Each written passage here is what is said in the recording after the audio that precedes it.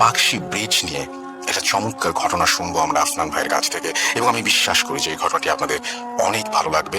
চলুন শুনে আসি আফনান ভাইয়ের পাঠানো পাকশির সেই অদ্ভুত ঘটনাটি। আসসালামু আলাইকুম, আমি আফনান আছি আপনাদের সঙ্গে। ঘটনাটির সময় 1973 সাল, বেশ অনেক আগের ঘটনা। ঘটনাটির স্থান পাবনা জেলার পাকশি, আমরা যেটা পাকশি বলি আর কি। আপনারা পাকশির নাম শুনেছেন, বিশেষ করে পাকশিটা কিন্তু হার্ডিঞ্জ ব্রিজের জন্য আমরা বিখ্যাত। পাকশিটা আমরা মানে হার্ডিঞ্জ ব্রিজের নামই আসলে চিনি, পাকশি ব্রিজ বা পাকশি হার্ডিঞ্জ ব্রিজ বললে আমরা সবাই চিনি। তো আমি এই পাকশির একটি ঘটনা বলবো। শ্রোতা বন্ধুরা, আপনারা যারা পাকশিতে গিয়েছেন, আমি একটু এনভায়রনমেন্টটা বলি। আপনারা যদি এখন যান, আপনারা কিন্তু যাওয়ার সময় দেখবেন যে পাকশির এক পাশে বিশাল নির্মাণযোগ্য হচ্ছে, খুব আলো, অনেক কিছু। কিন্তু আর একটা পাশ ঠিক ততটাই অন্ধকার। একটা পাশ যেমন আলো, আর একটা পাশ ঠিক ততটাই অন্ধকার। বিশেষ করে আপনারা যদি পাবনা থেকে ভেড়ামারার দিকে যান, আপনারা হাতের বাম পাশে আপনারা বিশাল দেখবেন যে সরকারি অবকাঠামো নির্মিত হচ্ছে, কিন্তু হাতের ডান পাশে দেখবেন একদম শুনশান, নীরবতা, অন্ধকার, তেমন কিছুই দেখা যায় না। ঠিক মনে হবে যে এক পাশে দিন আর এক পাশে রাত, এরকম মনে হবে। তো যেই পাশটাতে অন্ধকার মনে হয়, ওটা দিনের বেলাতেও এখন পর্যন্ত সেই জায়গাতে লোকবসতি খুবই কম। পাকশি যে স্টেশনের পাশে যে বিশাল জায়গা রয়েছে, রেলের জায়গা, সেখানে কিন্তু অনেক হন্টেড স্টোরি রয়েছে। সেই আশেপাশে যে গ্রাম রয়েছে, সেই গ্রামগুলোতেও কিন্তু অনেক স্টোরি রয়েছে। আমি আজকে এমনই একটি স্টোরি আপনাদেরকে বলবো। তো সেই স্টোরিটা একটি কুয়া কেন্দ্রিক, একটা কূপ বা কুয়া। এই কুয়াকে কেন্দ্র করে আজকে আমাদের স্টোরি। যারা পাকশিতে আছে, পাকশির যদি কেউ আমার এই গল্পটা শুনে থাকেন বা পাকশির ওদিকে কেউ গিয়েছেন, তারা আমার ঘটনার সঙ্গে একটু মিলিয়ে নিতে পারবেন। ঘটনাটি আমি শুনেছি পাকশিতে ফুরফুরা শরীফের একটি মাদ্রাসা রয়েছে। ওই মাদ্রাসারই একজন শিক্ষার্থীর কাছে আমি গল্পটি শুনেছি। সেই শিক্ষার্থীর নাম হচ্ছে হাফেজ নাইম। এই হাফেজ নাইমের কাছ থেকে আমি এই ঘটনাটি শুনেছি। তা আশা করছি আপনাদের ঘটনাটি সবার ভালো লাগবে। ঘটনাটির সময়কাল আমি আগে বলেছি, 1973 সাল। হার্ডিঞ্জ ব্রিজ থেকে কেউ যদি পাকশির মেইন বাজারের দিকে যেতে যায়, এখন পর্যন্ত হাতের দুপাশে বিশাল বড় বড় গাছ রয়েছে, শতবর্ষী এক একটা গাছ। এখনো সেদিক মানে আপনার দিনের বেলা যেতে গা ছমছম করে উঠবে। সে এখন তো পাকা রাস্তা হয়েছে, দুই পাশে গাছগুলো রয়েছে। তো আমরা যদি ওই দিকে যেতে থাকি, যাওয়ার সময় হাতের ঠিক বাম পাশে আমাদের বেশ একদম ফাঁকা জায়গা পড়বে। আর ওই ফাঁকা জায়গাটা আরেকটু পার হয়ে গেলেই মানে পদ্মা নদী। ওই জায়গাগুলোতে এখনো ওইভাবে জনবসতি নেই। তো ওই জায়গাতে একসময় বেশ একটু ঝোপঝাড় এরকম ছিল আর কি। ওই ঝোপঝাড়ের মধ্যে ব্রিটিশ পিরিয়ডের একটি কুয়া ছিল। বলা হয় যে হার্ডিঞ্জ ব্রিজ যখন তৈরি করা হয়, ওই তৈরি করার সময় খাওয়ার পানির প্রয়োজন ছিল, তখন ওই জায়গাটাতে একটা কুয়া খনন করা হয়েছিল। তো ওই কুয়াটা মানে ওরকমই পড়ে আছে, এরকম বলা হতো আর কি, ওই ঝোপঝাড়ের মধ্যে।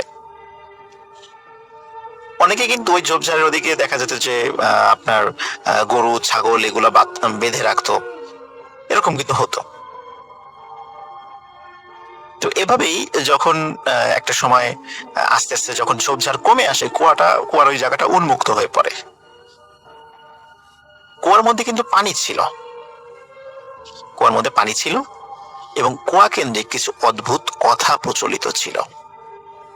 যেমন ওই কুয়াটা কিন্তু খুব বেশি গভীর ছিল না, নিচে পানি দেখা যেত। কিন্তু ওই কুয়াতে যদি কেউ শব্দ করত, কোনো প্রতিধ্বনি ফিরে আসতো না। আমরা দেখেছি, আমরা তো নর্মালি জানি সাধারণত 16.5 মিটার দূরত্ব যদি কম হয়, তাহলে কিন্তু আমরা কোনো প্রতিধ্বনি পাই না। কিন্তু ওই কুয়াটি প্রায় 20 মিটারের মতো গভীর ছিল, মানে নিচের পানিটা দেখা যেত প্রায় 20 মিটারের মতো গভীর ছিল, কিন্তু ওখানে কোনো শব্দ করলে কোনো প্রতিধ্বনি ফেরত আসতো না। এটা অনেকেই চিন্তা করতো কি ব্যাপারে, এই কুয়াতে কথা বললে কথা ফেরত আসে না। আর একটা বিষয় হলো, ওই কুয়াতে অদ্ভুত কিছু শব্দ হতো। শব্দ বলতে কেমন, যে মনে হতো যে কুয়ার পানির মধ্যে বড় বড় মাছ রয়েছে, এরকম মাছের মতো শব্দ, মাছ যেভাবে পুকুরে শব্দ করে ওরকম শব্দ হতো। আর একটা বিষয় হতো, সেটা হচ্ছে যে কেউ যদি খুব মানে ভালো করে কুয়ার মধ্যে যদি কান পাততো, তখন ওর মধ্যে অসংখ্য মানুষের কথা বলার শব্দ শোনা যেত। এই টাইপের বিষয় ওখানে ছিল। অনেকের কাছে এই কথাগুলো মানে প্রচারিত হয়ে যায় যে ওখানে এরকম এরকম আছে। তো অনেকে কুয়ার ওখানে দেখতে যায়, কেউ কান পাতলে কেউ শব্দ শোনে, কেউ শোনে না। কিন্তু ওই যে ভেতরে যে মাছ রয়েছে, ওরকম পানি নড়াচড়া করে উঠতো, বা মাছ যেভাবে একটু ঢেউ সৃষ্টি করে ওরকম ঢেউ সৃষ্টি হতো। তো এইরকম মোটামুটি সবাই দেখতো। এবং এটা ঠিক যে এই যে শব্দ করলে যে শব্দ ফেরত আসতো না, এটাও ঠিক, এটাও সবাই করতো। কিন্তু ওই যে কান পাতলে যে অনেক মানুষের কথাবার্তা বলার শব্দ, এই জিনিসগুলো সবাই সবসময় শুনতো না, কেউ শুনতো কেউ শুনতো না, বিষয়টা এমন ছিল। তো এর মধ্যে ঘটনাটি যেটা ঘটে আর কি, তো এই ঘটনাটি যার সঙ্গে ঘটেছিল ওনার ছেলেকে ওই মানে মাদ্রাসায় ভর্তি করিয়েছিল। তো ওই ভর্তি করানোর পরে ওই ছেলের যে সহপাঠী, এই সহপাঠীর কাছে হাফেজ নাইমের কাছে গল্প করেছে যে আমার বাবার সাথে একটা ঘটনা ঘটেছিল। তো ওই ঘটনাটি বেসিক্যালি আমি সংগ্রহ করতে পেরেছি, সেটি আপনাদের সাথে এখন শেয়ার করছি। তো এই যে মুরব্বী, তো এই মুরব্বী যিনি ছিলেন, ওনার নামটা কিন্তু আমি আসলে জানতে পারি নাই, বা আমি একবার হালকা শুনেছিলাম, আসলে আমার মনে নেই ওনার নামটা আসলে কি। তো আপনারা একটা নাম মনে মনে চিন্তা করে নেন, যে চিন্তা করে নাম, ওনার নাম আব্দুল আলিম, এরকম একটা চিন্তা করে নেন, কারণ ওনার এক্সাক্ট নাম আমি আসলে আমার মনে নেই, বা আসলে ওইভাবে মানে মনে রাখার মতো করে শুনতেও পারি নাই। আর যিনি বলেছেন উনিও আসলে এক্সাক্ট নামটা আমাকে ওইভাবে বলতেও পারেননি, যার কারণে আসলে এই জন্য বললাম মনে নাই। আসলে কোনো মতে একটু ভাঙা ভাঙা বলেছিলেন। যাই হোক, তো ধরে নেন যে না, তার নাম হচ্ছে আব্দুল আলিম। তো এই আব্দুল আলিম উনি তখন বেশ মানে কিশোর কিশোর বয়সী। তখন উনি এবং ওনার কয়েকজন বন্ধু বান্ধব, ওনারা চিন্তা করেন যে ওই কুয়াতে খালি শুনি মাছ আছে মাছ আছে, আমরা আজকে 4 বন্ধু মিলে ওখানে মাছ ধরতে যাব, আমরা বড়শি ফেলবো, দেখি আসলে ওখানে আমরা মাছ পাই কিনা। তো সত্যি ওনারা 4 বন্ধু মিলে সেখানে বড়শি নিয়ে যান। এই আমি কিন্তু ঘটনা বলছি সব দিনের বেলার ঘটনা, যা হচ্ছে সব দিনের বেলা। তো উনি বড়শি নিয়ে সেখানে যান, উনি সহ ওনার 4 বন্ধু, আব্দুল আলিম এবং তার 4 বন্ধু, মানে তার আরো 3 বন্ধু, টোটাল 4 জন সেখানে যান। যাওয়ার পরে বাস তারা সেখানে বড়শি ফেলেন। ঠিক অনেকক্ষণ হয়ে যায়, কিন্তু কোনো মানে বড়শির যেই যারা আধার ফেলেছে সেখানে কোনো মাছের কোনো উপস্থিতি, কোনো মাছ কোনো আধার খায়ও না, কিছুই না। অথচ তারা কিন্তু কুয়ার পানিতে দেখছে যে পানি নড়ে উঠছে, তার মানে নিচে কিছু আছে।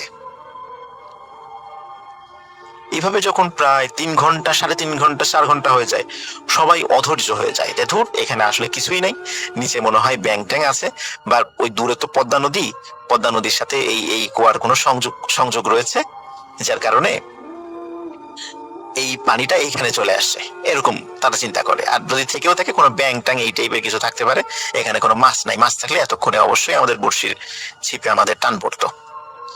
এদিকে 3 জন অধৈর্য হয়ে বলে যে আমরা চলে যাব। কিন্তু আব্দুল আলিম উনি আর যেতে রাজি না, উনি বলে না, আজকে আমি দেখেই ছাড়বো আসলে মাছ এখানে আছে কিনা, খালি শুনি যে এখানে বিশাল বিশাল মাছ আছে, কই আজকে দেখবো মাছ আছে কিনা। ওদিকে 3 জন বলে যে ঠিক আছে তুই থাক, আমরা গেলাম। তারা মোটামুটি হাসি তামাশা করে, আব্দুল আলিমের দিকে তাকে হাসি তামাশা করে তারা তাদের মতো হাঁটা দেয়। দিকে আব্দুল যখন ওই 3 জন চলে যাচ্ছে, বেশ দূরে চলে গেছে, মানে এতটুকু দূরে যে চিৎকার দিলে বা কোনো ডাক দিলে তারা শুনতে পারবে, এতটুকু দূরে স্পষ্ট ভাবে আর কি শুনতে পারবে। তখন হঠাৎ করে আব্দুল আলিম তার বড়শির ছিপে টান অনুভব করে। কিন্তু আব্দুল আলিম চিন্তা করে, এখন যদি মাছ ধরি তাহলে তো আবার ওরা চলে আসবে, চলে আসলে তখন আবার দেখা গেল আমি মাছ পেলাম না, ওরা মাছ পাওয়া শুরু করলো, তখন আর উনি কিছু বলেন না, উনি কিছু বলে নাই। কিন্তু দেখা যাচ্ছে যে ওই ছিপের টানটা বেশ আস্তে আস্তে ভারী বা কঠিন হয়ে আসছে, এবং উনি কিছুতেই মানে ছিপটা উপর দিকে টেনে তুলতে পারছেন না। যখন টেনে তুলতে পারছে না তখন সে চেষ্টা করছে, আপ্রাণ চেষ্টা করছে, কিন্তু টেনে তুলতে পারছে না। এদিকে কি হয়, তার যে 3 বন্ধু হঠাৎ করে ধপাস করে একটা জোরে শব্দ শোনে। ওরা বলে কি ব্যাপার, এত জোরে শব্দ হলো কিসে, পানির মধ্যে মানে কোনো জিনিস কি পড়লো। তাকিয়ে দেখে ওই কুয়ার কাছে আব্দুল আলিম নাই। তখন 3 বন্ধু চিন্তা করে কি ব্যাপার, এত জোরে শব্দ হলো, আব্দুল আলিমের মধ্যে পড়ে গেল। ওরা দৌড়ে ওই কুয়ার কাছে যায়। কুয়ার কাছে যাওয়ার পর দেখে যে ওইখানে বর্ষিও নাই কিছু, এই যে আব্দুল আলিমও নাই। কিন্তু কুয়ার মধ্যে একটা অদ্ভুত জিনিস হচ্ছে। আমরা অনেক সময় নদীতে যে পাক সৃষ্টি হয় না, বা ঘূর্ণিঝড়ের মধ্যে যেটা সৃষ্টি হয়, কুয়ার পানিতে ওরকম ঘূর্ণিঝড়ের মতো সৃষ্টি হয়েছে, এরকম পাক সৃষ্টি হয়েছে। ওই 3 জনই বুঝতে পারে এটা কোনো স্বাভাবিক বিষয় নয়। তখন তারা চিৎকার চেঁচামেচি শুরু করে এবং একজন ওখানে থাকে আর 2 জনকে বলে দৌড় দিয়ে যাওয়া, আশেপাশে যত লোক আছে সবাইকে ডেকে নিয়ে আসো। তখন ওদের আর ভাগ্য ভালো, বেশি দূর যেতে হয়নি। দেখে যে একটা ভ্যান যাচ্ছে, ভ্যানে আবার কয়েকজন যাত্রী যাচ্ছে। ওই যাত্রীর মধ্যে একজন হুজুর টাইপের একজন লোক ছিলেন। তখন ওরা বলে যে আমার বন্ধু এই যে পানির মধ্যে পড়ে গেছে, দেখেন পানিতে কেমন হচ্ছে, পাক হচ্ছে, আপনারা একটু তাড়াতাড়ি আসেন, আমার বন্ধুকে উদ্ধার করতে হবে। তখন তারা সবাই দৌড়ে সেখানে চলে আসেন, কিন্তু কুয়ার ভিতরের অবস্থা দেখে কারো কিন্তু কোনো সাহস হয় না ওর মধ্যে নামার, কারণ পানি পাক খাচ্ছে। তো তখন ওই হুজুর টাইপের যিনি লোক ছিলেন, তখন উনি একটা কাজ করেন। সেটা হচ্ছে উনি একটি মাটির একটি টুকরা উঠান, শুকনা মাটির টুকরা, সেখানে একটু দোয়া পড়ে ওই টুকরাটি পানির মধ্যে ফেলে দেন। অদ্ভুত ব্যাপার, পানির মধ্যে ফেলে দেওয়ার সাথে সাথে কুয়ার পাক বন্ধ হয়ে যায় এবং নিচ থেকে মানে পানির মধ্য থেকে হঠাৎ করে ওই আব্দুল আলিমকে মনে হলো কেউ যেন ছুঁড়ে বাইরে ফেলে দিল। মানে এমন ভাবে ছুঁড়ে ফেলেছে, সে উপরে এসে একদম কুয়ার উপরে এসে পড়েছে। তখন সে সেন্সলেস অবস্থায় ছিল, মানে তার পেটে অনেক পানি চলে গেছে। তাড়াতাড়ি তার পেট থেকে পানি বের করার ব্যবস্থা করা হলো, তার জ্ঞান ফিরল। তখন সবাই জিজ্ঞেস করলো কি হয়েছে। তখন বলল যে আমি মাছ ধরছিলাম, হঠাৎ করে বড়শিতে অনেক টান অনুভব করি। টান অনুভব করার পরেই হঠাৎ করে আমার মনে হলো কে যেন আমাকে পেছন থেকে ধাক্কা দিয়ে কুয়ার মধ্যে ফেলে দিল। এবং কুয়ার মধ্যে যখন আমি পড়ে যাই তখন দেখি সেখানে এক ভিন্ন জগৎ। সেখানে পানির মধ্যে দেখি অনেক মানুষ, অনেক মানুষ, সবারই মুখে দাড়ি, মাথায় পাগড়ি, এরকম অনেক মানুষ। এবং একজন আরেকজনকে বলা বলি করছে যে এ আমাদেরকে বিরক্ত করার জন্য কেন আসছে, বারবার বিরক্ত করছে, একে আর ছাড়া যাবে না, এরকম তারা বলা বলি করছে। কিন্তু হঠাৎ করে একটা বিশাল আকৃতির কিছু কুয়ার মধ্যে পড়লো, ওই আব্দুল আলিম বলছে। তখন ওই লোকদের মধ্যে একজন সর্দার ছিলেন, উনি বললেন যে ছেলেটাকে উপরে পাঠিয়ে দাও, আশা করি এরপরে এখানে আর কেউ আসবে না। তখন তাকে একজন ধরে উপরে ছুঁড়ে মারে। এইটুকুই আব্দুল আলমের মনে আছে, এই অদ্ভুত ঘটনাটা। এই যে একজন মুরব্বী, উনি একটা ঢিল, ছোট্ট একটা ঢিল সেখানে মেরেছিলেন, কিন্তু আব্দুল আলিম নিচে থাকা অবস্থায় সে দেখেছে বিশাল একটা কিছু, বিশাল একটা ঢিলের মতো, পাথরের মতো নিচে পড়েছে। এবং সেটার কারণে একজন ওদের যে সর্দার টাইপের একজন আছেন, উনি বলে যে ছেলেটাকে উপরে পাঠিয়ে দাও। তো এতটুকুই তার মনে আছে। তখন এই ঘটনাটা আশেপাশে যখন ছড়িয়ে গেল যে এই কুয়াতে এই ধরনের অদ্ভুত বিষয় হয়, কারণ প্রথমত অদ্ভুত বিষয় ছিল সেখানে আওয়াজ করলে সে আওয়াজটা ফেরত আসতো না, সেখানে বড় টাইপের মাছ আছে এরকম শব্দ হতো, কিন্তু কেউ কখনো মাছ সেখানে শিকার করতে চায় নাই, কারণ সেখানে একটা ভয়ের ব্যাপার ছিল, ভয় পেত। এই 4 কিশোর যখন এই রহস্যটা উদ্ঘাটন করে, তখন ওই মুরব্বী বলে যে তোমরা একটা কাজ করো, গ্রামের কয়েকজন লোককে বলে তোমরা এই কুয়াটাকে বন্ধ করে দাও, কারণ এটাতে যেন এখানে যেন আর কেউ না আসে, কুয়াটা বন্ধ করে দাও। তখন গ্রামবাসীদের সম্মিলিত প্রচেষ্টায় ওই কুয়াটি স্থায়ীভাবে বন্ধ করে দেওয়া হয়। পরবর্তীতে ওটা একদম মাটির সঙ্গে মিশে গেছে, ওটার কোনো অস্তিত্ব এখন আর নাই। তো এখন ওখানে খুঁজলেও আর কোনো ওই কুয়াটার অস্তিত্ব পাওয়া যাবে না। তবে গ্রামের যারা প্রাচীন যারা আছে বা প্রবীণ যারা আছেন পাকশিতে, তো তারা হয়তোবা কুয়াটির অবস্থান বা কুয়াটির ইতিহাসটা অবশ্যই জানবেন। ইতিহাস বলতে এটির যে ঘটনাটা সেটা অবশ্যই জানবেন। এখানে একটা বিষয় বলে রাখা ভালো, স্পেশালি ওই জায়গাটা বা ওই জায়গা থেকে আরো বেশ কিছু জায়গা যখন 2003 সালের দিকে লালন শাহ সেতুর নির্মাণ কাজ শুরু হয়, তখন কিন্তু ওখানে যারা চাইনিজ, যারা ওই সেতুটা তৈরি করতেছে, এখন যারা পদ্মা সেতু তৈরি করছে, এই যে China major bridge engineering company, যেটা ওই লালন শাহ সেতু কিন্তু তারাই তৈরি করেছিল। তো ওরা যেটা করেছিল, ওরা কিন্তু ওই জায়গাটা বেশ পরিষ্কার করে নিয়ে ওরা ওখানে থাকার জন্য সুন্দর আবাসন তৈরি করেছিল। সেই আবাসন ব্যবস্থা কিন্তু এখনো সেখানে আছে, আপনারা যদি পাখিতে যান এখনো সেটা দেখতে পাবেন। ওরা তো চলে গেছে, কিন্তু ওই জায়গাটা পুলিশ এবং আনসার ক্যাম্প হিসাবে ব্যবহৃত হয়। আপনারা যদি বাক্সিতে যান এখনো সেই জায়গাটা দেখতে পাবেন, যে জায়গাটা এখন ওইভাবে ব্যবহৃত হচ্ছে। তো ওরা ওইভাবে আরো সুন্দর করে পরিষ্কার করে ফেলেছে, এখন কুয়ার কোনো ধরনের কোনো অস্তিত্ব এখন আর নাকি বোঝার কোনো উপায়ই নাই, আগেও ছিল না, এখন তো আরো নাই। তো এটি ছিল ঘটনা, আশা করি সবার ভালো লেগেছে। সবাই ভালো থাকবেন, সুস্থ থাকবেন। আসসালামু আলাইকুম। আমরা চলে যাবো আমাদের পরবর্তী অতিথির কাছে। আপনার নামটা প্লিজ একটু বলবেন, আপনি কোথা থেকে এসেছেন সেটা বলবেন, তারপরে আপনার ঘটনায় যাব। আমি আরমান হোসেন, আমি এসেছি ধানমন্ডি থেকে। তো আমার সাথে ঘটে যাওয়া আরেকটা ঘটনা আমি শেয়ার করছি। এটা সম্পূর্ণ আমার সাথে ঘটে যাওয়া ঘটনা। ঘটনাটি অনেক আগের, তখন আমি ক্লাস 8 কি 9-এ পড়ি। তো তখন ছিল রমজান মাস। তো রমজান মাসের সময় আমরা সেহরির জন্য উঠি। আমার ঘরে আমার মা আর আমরা 2 ভাই ছিলাম, আর একটা ছোট বোন ছিল। তো আম্মু অনেক জোর করে আমাদেরকে আসলে আমরা ঘুমাইতে চাচ্ছিলাম, সেহরি করে ঘুমিয়ে যেতে চাচ্ছিলাম। তো তখন আম্মু বলে যে, "যা তোরা নামাজ পড়ে আয়।" তো নামাজ পড়তে যাওয়ার আমাদের অনেক দেরি হয়ে গেছে। তখন জামাত প্রায় জামাত শেষ হয়ে গেছে বা সব মুসল্লিরা বাসায় ব্যাক করে ফেলেছে।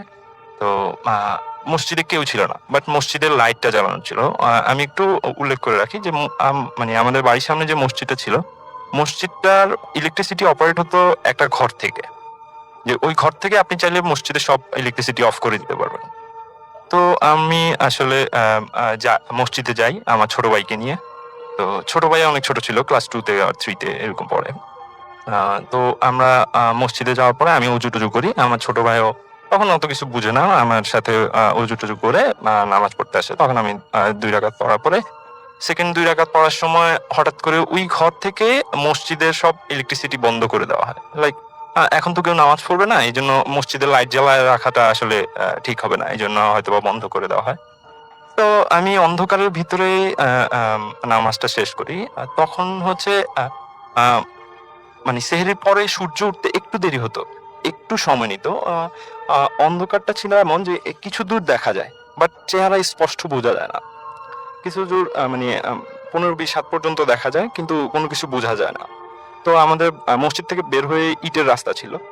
তো আমি যখন নামাজ পড়ে বের হলাম, ইটের রাস্তা দিয়ে নরমালি কোনো কেউ যাতায়াত করলে বা কোনো রিক্সা যাতায়াত করলে আসলে একটা শব্দ হয়। ইটের রাস্তারও একটা শব্দ হয়, আবার রিক্সারও একটা শব্দ হয়। তো আমি মসজিদ থেকে বের হয়ে রাস্তায় আসার সাথে সাথেই আমার সামনে দিয়ে একটা রিক্সা পাস করলো। রিক্সা পাস করলো, অনেক ঝনঝন আওয়াজ করে রিক্সা পাস করলো। আসলে এমনি নরমালি রিক্সার আওয়াজটা কিন্তু নরমাল ডেতে অনেক দূর পর্যন্ত শোনা যায়। ঠিক আছে? তো আমি রাস্তায় বের হয়েছি। রাস্তায় বের হওয়ার সাথে সাথে দেখলাম যে আমার রাস্তার অপোজিটে একটু দূরে আমাদের পারিবারিক কবরস্থান। তো কবরস্থানের ওইখানে কেউ একজন দাঁড়িয়ে আছে। কেউ একজন দাঁড়িয়ে কবরের দেয়ালের মধ্যে হাত রেখে কান্না করতেছে। তো আমি আসলে তখন আমার কোনো সেন্স কাজ করে না যে আমি কি করতেছি বা আমি কি করব, এরকম কোনো সেন্স কাজ করে না। আমার ছোট ভাই আমার পিছনে ছিল। তো আমি আস্তে, আস্তে বাড়ির দিকে মুভ না করে আমি ওই যে কবরস্থানে দাঁড়িয়ে থাকা ওই লোকটার দিকে মুভ করছিলাম। তো আমার সন্দেহ হলো আমার বাড়িতে মুয়াজ্জিন, যিনি আমাদের মসজিদের মুয়াজ্জিন, যিনি উনি আমার জ্যাঠা। তো আমি সন্দেহ করছি যে হয়তোবা আমার জ্যাঠা হবে। উনি আ কবর জিয়ারত করে হয়তোবা দোয়া-টোয়া করতেছে। অনেক সময় দেখা যায় যে দোয়ার সময় মানুষ কান্না-টান্না করে এরকম। তো আমি আসলে দূর থেকেই ১ম বারই একটু যাওয়ার পরেই আমি ডাক দিলাম যে, "জ্যাঠা নাকি?" বাট ওই দিক থেকে কোনো আওয়াজ আসছে না। ওই দিক থেকে সম্পূর্ণ চুপ। আমি তখন আমার ছোট ভাই মানে আমার ছোট ভাই আমাকে পরে এটা শেয়ার করে যে ও আমার হাত ধরে টানছিল যে, "ভাইয়া বাড়ির দিকে আসো, বাড়ির দিকে আসো। এটা ঠিক হচ্ছে না।" বাট আমি অত কিছু কোনো কিছু তোয়াক্কা না করে আমি ওই দিকেই যাচ্ছিলাম। আমার কনসেনট্রেট সব ওই লোকটার দিকেই, যে কবরস্থানের পাশে দাঁড়িয়ে আছে। তো আমি আ এক ১ কদম ২ কদম আস্তে, আস্তে তার দিকে যাচ্ছিলাম এবং তাকে ডাকছিলাম যে, "জ্যাঠা আপনি নাকি? আপনি কি কান্না করতেছেন অথবা কবর জিয়ারত করতেছেন?" আমি ডাকতে, ডাকতে প্রায় উনার সাথে আমার সাথে ডিসট্যান্স হবে আ 3 কি 4 হাত। তো 3-4 হাত ডিস্টেন্সে আমি একটু রাগান্বিত স্বরে ডাকলাম যে, জ্যাঠা নাকি, আপনি কথা বলতেছেন না কেন? ঠিক আছে? তো 3-4 হাত দূরত্ব থেকে ওই অবয়বটা আমার দিকে ফিরলো। মানে তখন রাসেল ভাই আমার সিচুয়েশনটা এমন, আমি আসলে কি করব বুঝতেছি না। আমি আসলে কি করে ফেলেছি সেটাও বুঝতেছি না। তো উনি যখন আমার দিকে মুখটা ঘোরালো, মুখটা দেখে আমি একেবারে অবাক।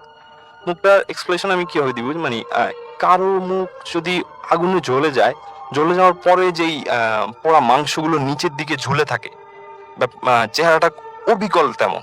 মানে মনে হচ্ছে যে তার চেহারাটা যেন কেউ একজন ঝলসে দিয়েছে, ব্যাপারটা এরকম। তো আমি আসলে খুবই ভয় পেয়ে যাই। আমি পরে জাস্ট আমার মনে আছে যে আমি আরেকবার বলছিলাম যে, জ্যাঠা না, আপনি জ্যাঠা না? তো এইটার পরে আসলে আমি আর নিজেকে ধরে রাখতে পারি নাই, আমি সেন্সলেস হয়ে পড়ে যাই। তো পরে 3 ঘন্টা পর আমার জ্ঞান আসে। আমার কাকা আর কি আমাকে সেখান থেকে নিয়ে আসে। পরে আমি জ্ঞান আসার পরে কাকাকে জিজ্ঞেস করলাম। কাকা বলল যে, তুমি কবরস্থানের সামনে শুয়েছিলাম, সেন্সলেস অবস্থায় পড়েছিলা, আমরা তোমাকে সেখান থেকে নিয়ে আসছি। এবং আমার ছোট ভাই বলে যে, তুমি মসজিদ থেকে বের হওয়ার পরেই তোমার সেন্স ছিল না। তুমি আসলে আমি বাড়ির দিকে টানতেছিলাম তোমাকে, তুমি আমার দিকে আসতেছিল না, তুমি কবরস্থানের দিকে যাচ্ছিলা। এই ছিল আমার ঘটনা। ধন্যবাদ আপনাকে। আমরা চলে যাবো আমাদের পরবর্তী অতিথির কাছে। আপনার নামটা প্লিজ একটু বলবেন, আপনি কোথা থেকে এসেছেন সেটা বলবেন, তারপরে আপনার ঘটনায় যাব। আমরা চলে যাব এখন একটা অডিও ক্লিপে, এবং সেই অডিও ক্লিপটা শুনে আসবো, তারপরে আবারও ফিরে আসবো। সেই পর্যন্ত আমার সঙ্গেই থাকুন। আসসালামু আলাইকুম রাসেল ভাই, আমি আশিক মোহাম্মদ। আমার জীবনে ঘটে যাওয়া একটা ঘটনা আজকে শেয়ার করবো। আমার বাসা রাজশাহীতে এবং নাগরীর মেষচুনি পূর্বপাড়া এলাকায়। ঘটনার পর থেকে আমার জীবন প্রশ্নবিদ্ধ। আমি জানি না বেঁচে আছি না মরে আছি, আমি কি সুস্থ একজন মানুষ না অস্বাভাবিক, নাকি একেবারে ভারসাম্যহীন, আমি নিজে জানি না আমি কেমন। ঘটনার বিস্তারিত বর্ণনা দিই ভাইয়া। ওদিন আজ থেকে 2 মাস আগের ঘটনা। এবং ওই দিন আমি ফোনে কথা বলতে বলতে ভাই একটু মানে রেল লাইন যে আছে, যে মেহেরচণ্ডীর মানে রাজশাহী ইউনিভার্সিটির যে লাইন থেকে নেমে যায় মেহেরচণ্ডী পূর্বপাড়া যেতে, সেখানে মানে আগে অনেক গাছ ছিল, গাছগুলো কেটে ফেলা হয়েছে, তো একটু খোলা পরিবেশ ছিল, চাঁদের আলো, মানে পরিষ্কার আকাশ ছিল। তো বসে থেকে ফোনে কথা বলছিলাম। ট্রেন আসছে, যে হরিয়ান থেকে আগত ট্রেন একটি আসছিল, এবং তো আমি হর্ন শুনে সাইড দেবো এবং একটু পর সাইড দেবো ভাবলাম।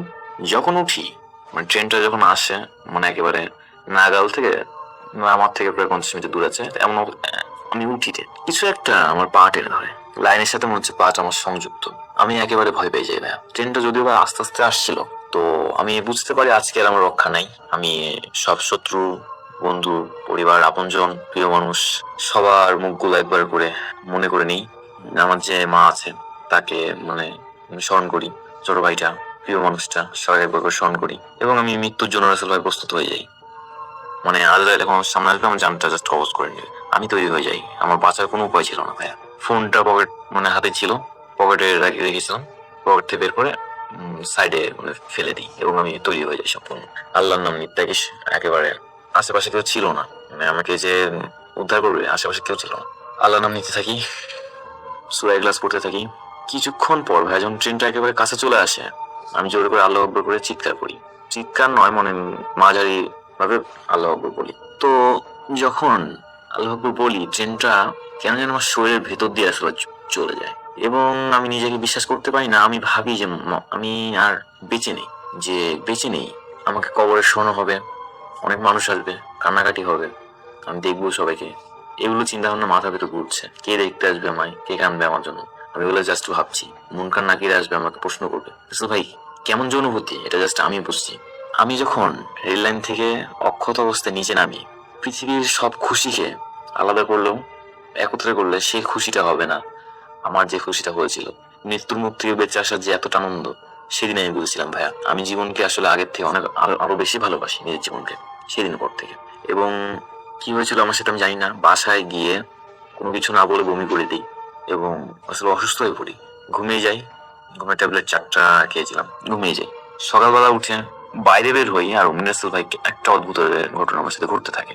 আমি হাঁটছি, মনে হচ্ছে শরীরের আমার কোনো ওজন নাই, এবং এটা তো প্রথমত তো এগুলি মনে হচ্ছে। দ্বিতীয়ত আমি দুজনের সাথে দেখা হয় আমার, যারা একজন 17 মাস আর আরেকজন 1 বছর 1 মাস কি 1.5 মাস, 1 বছর 1 মাস কি 1.5 মাস হবে, 13 কি 13.5 মাস হয়েছে মারা যাওয়া।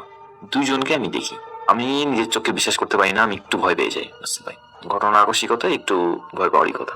ভয় পেয়ে যাই, নিজেকে মানে বিষয়টা নিশ্চিত হওয়ার জন্য একটু ঠান্ডা পানি চোখে ছিটা দিই। আমি দেখছি না সত্যি আসলে রাসেল ভাই, আমি দেখছি। এবং শুধু তাদের দুজনকে নয়, সম্প্রতি যারা মারা গিয়েছে 2 বছর 3 বছরের মধ্যে, আমি সবাইকে দেখছি। এবং তারা যাচ্ছে, যাওয়া আসা করছে, চলাফেরা করছে, জীবিত মানুষের মধ্যে দিয়েই তারা যাওয়া আসা করছে। তারা কোনো প্রকার মানে বাধা বিপত্তিতে যাচ্ছে না, তাহলে দেওয়ালের মধ্যে দিয়ে ঢুকে যেতে পারছে, বা তাদেরকে গাছে গাছ বা তাদের কোনো প্রতিবন্ধকতা নেই, তারা যেখানে সেখানে যেতে পারছে। নিজেকে অসহায় মনে হচ্ছিল, পাগল মনে হচ্ছিল, কি করবো বুঝতে পারছি না। মানে আমাকে ধীরে ধীরে ধীরে ধীরে বিষণ্ণতা গ্রাস করছিল, আমি কি করবো বুঝতে পারছিলাম না ভাইয়া। এক পর্যায়ে আমি পরিবারের সাথে শেয়ার করি, যদিও একটু বকা খেতে হয়েছে। তো এক হুজুরের শরণাপন্ন হই। তো তিনি যা ব্যাখ্যা দেন যে সেদিন আমাকে কোনো জিন বাঁচিয়ে দিয়েছে, এবং বর্তমানে মানে আমি যেগুলো দেখছি সেগুলো জিনেরই কাজ।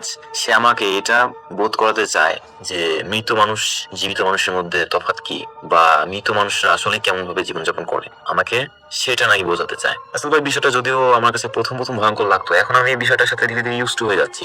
এবং দোয়া করবেন, বিষয়টা যদিও আগে থেকে একটু উন্নত হয়েছে, আমি তাদেরকে এখন খুব একটা দেখি না। ঘটনা রেকর্ড করার কিছুক্ষণ আগেও বাইরে থেকে দেখে আসলাম একজনকে। এগুলো আর না বলি ভাইয়া, একেবারে মানে এগুলো বলতেও ভালো লাগে না। রসুল ভাই, ভূত এফএম দীর্ঘজীবী হোক, আপনারও দীর্ঘায়ু কামনা করি। সবাইকে আমার সালাম, আসসালামু আলাইকুম। আমরা চলে যাবো আমাদের পরবর্তী অতিথির কাছে। আপনার নামটা প্লিজ একটু বলবেন, আপনি কোথা থেকে এসেছেন সেটা বলবেন, তারপরে আপনার ঘটনায় যাব। আমি মৃণাল কান্তি সেন। আমি যে ঘটনাটি বলবো সেটি আমার নিজ জেলার ঘটনা, এবং কি যার সাথে ঘটনাটি ঘটেছে তার বাসা আমাদের বাসা থেকে 100 গজের বেশি হবে না। সম্পর্কে উনি আমার ফুপু হন। ঘটনার সময়টা ছিল 2005। আপনারা ভাবছেন আমি হিন্দু হওয়া সত্ত্বেও কেন ফুপু বলছি, কারণ আমাদের হিন্দু গ্রামে শুধু ওনারাই একমাত্র মুসলিম ছিলেন। আমাদের মধ্যে ভেদাভেদ ছিল না বিধায় পরিবারের মতোই থাকতাম। ফুপুর নাম নিচ্ছি না, আমাদের এলাকায় যদি আমি নিয়ে ফেলি তাহলে কেউ চিনে ফেলতে পারে। ঘটনায় যাই। উনি ছিলেন বিধবা, ওনার একটা ছেলে ছিল।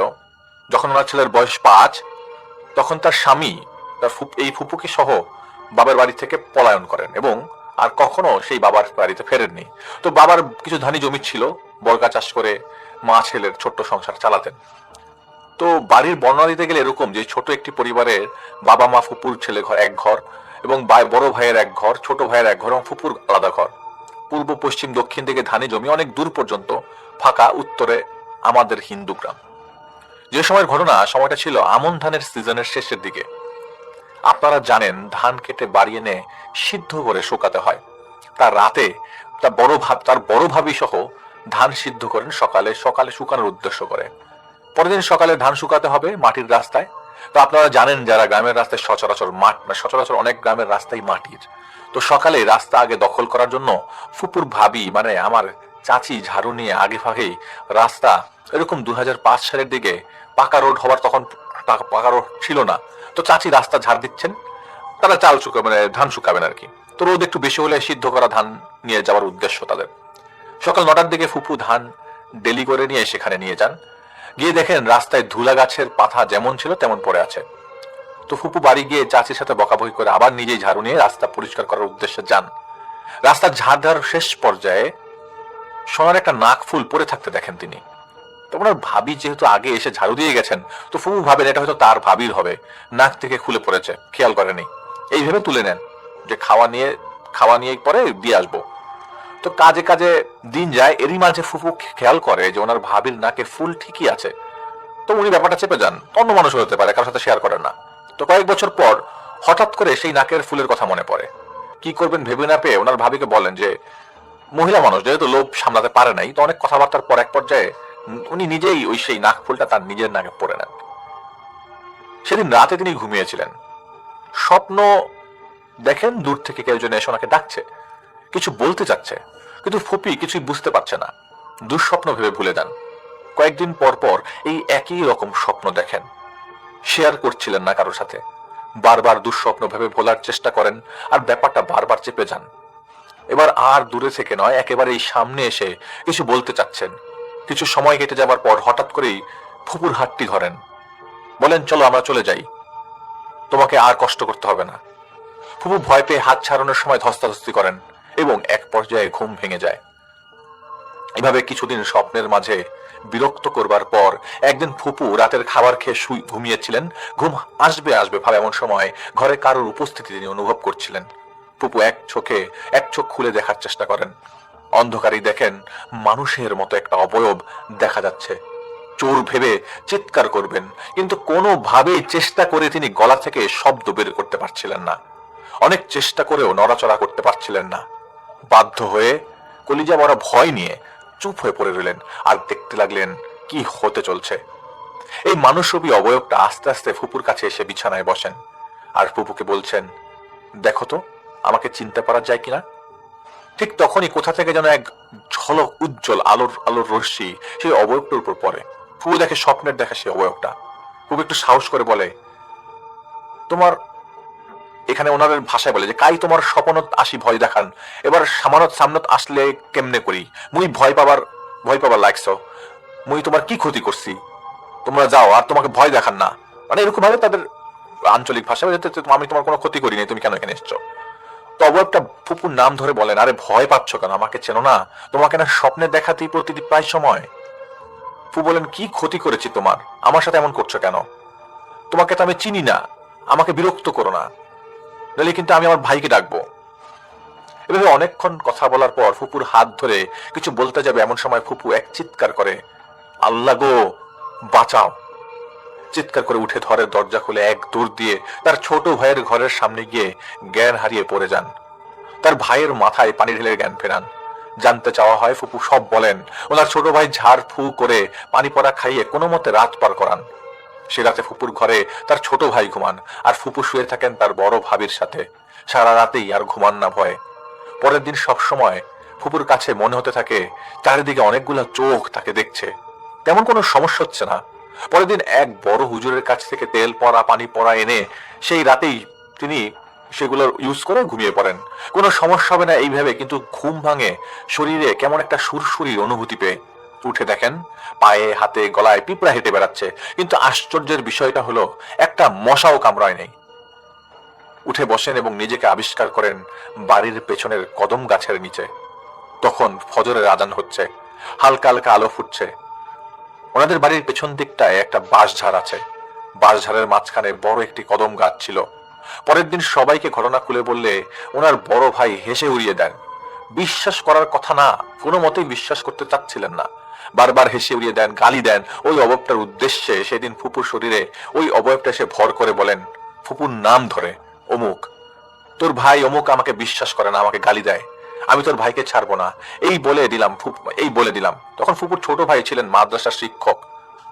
উনি ওনার মতো করে ফুপুর ভেতর থাকা অবয়বটাকে শান্ত করার চেষ্টা করেন। এক পর্যায়ে শান্ত হয়ে চলে যায়, কিন্তু আগে অনেকবার ফু দিয়েছেন, কিন্তু কোনো লাভ হয়নি, উল্টা ওনার ক্ষতি হয়েছে। যাই হোক, পরের দিন বিকালে কবিরাজ একজন নিয়ে আসা হয়। একজন রাশি বিশ্বাস করা তুলা রাশি কাউকে নিয়ে আসা হয়। এরই মধ্যে পুরো গ্রাম জানাজানি হয়। আমরা উৎসুক জনতা এসে ভিড় করি তুলারাশির গায়ে নামানোর দেখার জন্য, মানে ভূত নামানো দেখতো। হুজুর তার রীতিমতো মানে রিচুয়াল মতো বিভিন্ন রিচুয়াল করেই যাচ্ছিল, কিন্তু কোনোভাবেই তাকে আনা যাচ্ছিল না। এরই মাঝে মাগরিবের আজান দিয়ে দেয়। ওঝা নামাজের পর আবারও রিচুয়াল শুরু করে এবং ওই অবয়বটাকে তুলারাশির শরীরে আনতে সক্ষম হন। অবয়বটা এসে খুব রাগান্বিত কণ্ঠে ধমক দিতে দিতে বলেন, কেন আমাকে এত করে ডাকা হচ্ছে, কেন ভুলে গেছিস আমি তোকে তুড়ি মেরে উড়িয়ে দিতে পারি? ওঝার নাম ধরে বলছে, তোকে একটা কথা বলাই হয়নি, তুই যে আমাকে ধরার জন্য এসেছিস, তোর বাড়ি বন্ধ করে এসেছিস তো? তোর বড় মেয়েটা তো গর্ভবতী, তাই না? এখনই যদি খবর আসে তাহলে কি করবি? আমি তো তোকে যেতে দিব না। এই বলে হা হা হা করে হাসতে থাকে। বাড়ি গিয়ে দেখ তোদের রান্নাঘরে পুরো ছাই হয়ে গেছে। এভাবে তাদের কিছুক্ষণ তর্ক বিতর্ক চলতে থাকে। এরই মাঝে একজন খবর আসে, ওঝার বাড়িতে আগুন ধরে রান্নাঘরটা পুড়ে গেছে, আর মেয়েটা কলপাট থেকে পানি আনতে গিয়ে পিছলে পড়ে কোমরে ব্যথা পেয়েছে এবং পেটেরও ব্যথা উঠে গেছে। ওঝা ওই অবয়বটাকে ছেড়ে দিয়ে কোনো রকম ভাবে বুঝ দিয়ে বাড়ি চলে আসে। বাড়ি যেতেই বাইসাইকেল থেকে পড়ে ওনার পা ভেঙে যায়। যাবার আগে ফুপুকে ঝাড় ফুঁক দিয়ে একটা তাবিজ দিয়ে যান, ওই নাকের ফুলটা ফেলে দিতে বলেন। ফুপু তাই করেন, ফুলটা ফেলে দেন। সেদিন আরেকটা ঘটনা ঘটে যায়। ফুফু ঘুমিয়েছিলেন, মাঝরাতে বাথরুমে যাওয়ার জন্য তার ঘুম ভেঙে যায়, কিন্তু কোনোভাবেই নাড়াচাড়া করতে পারছেন না, মুখেও কোনো আওয়াজ করতে পারছিলেন না। ওনার ভাবিকেও ডাকতে সাহস পাচ্ছে না, শব্দ আসছে না। অনুভব করেন ঘরে কেউ আছেন। এবার একজন না, অনেকজনই তার দিকে আফসোসের ভঙ্গিতে তাকিয়ে আছে। অবয়বটা হঠাৎ চেঁচিয়ে ওঠে, অমুক তোর এত সাহস কি করে হয়? মানে তার ফুপির নাম নিয়ে বলছে, তোর এত সাহস কি করে হয়? তোকে কি নাকের ফুল ফেলে দিতে হয়েছে, ফেলে দিতে দিয়েছি, তাও আবার পচা পানিতে? এই বলে কষে কয়েকটা গালে ও পিঠে চর থাপ্পড় মেরে ডান হাত দিয়ে মাথা ঠেসে ধরে কনুয়ে কামড় বসিয়ে এক পর্যায়ে ঘাড় বাম দিক দিয়ে ঘুরিয়ে দিয়ে চলে যান। যাবার সময় বলে, নাকের ফুলটা টেবিলের উপর রেখে গেলাম, আর যেন ফেলা না হয়, আর ওঝা আমার কিছু করতে পারবে না, সুতরাং যা বলি শোন, বিয়ের জন্য মানসিকভাবে প্রস্তুতি নে। এই বলে ওই অবয়বটা চলে যায়। ফুফু যেহেতু বাম কাতে শুয়েছিলেন, পরের দিন ঘাড় সোজা করতে পারছিলেন না, ডান হাতের কনুয়ে পশুর মতো কামড়ের থ্যাতলানো কাটা দাগ। সেদিনই আবার আরেক হুজুরকে দেখানো হয়, সব শোনেন, তেল পোড়া দিয়ে কোন রকম ঘাড় সোজা করে দেন। এদিকে ফুপুর খুব অবস্থা ভালো ছিল না, শুকিয়ে একবারে কঙ্কালের মতো হয়ে গেছিল তার শরীর। হুজুর আজই একটি ভিজিট করেন যে একজন তুলা রাশির খোঁজ নেন, আবারও রাশি আনা হয় এবং তাকে সেই অবয়বকে হাজির করা হয়। অবয়বটার সাথে তুমুল তর্ক বিতর্ক করার পর হুজুর জিজ্ঞেস করে, নাম কি? উত্তরে বলেন, শাহ কবির। কোথায় থাকা হয়? বলে, পাশের মসজিদে। এই মহিলা তোমার কি ক্ষতি করেছে, কেন ধরলা? উত্তরে বলেন, একজন শুক্রবার দুপুরে চুল ছেড়ে দিয়ে রাস্তায় গেছিল, আমার খুব ভালো লেগেছে।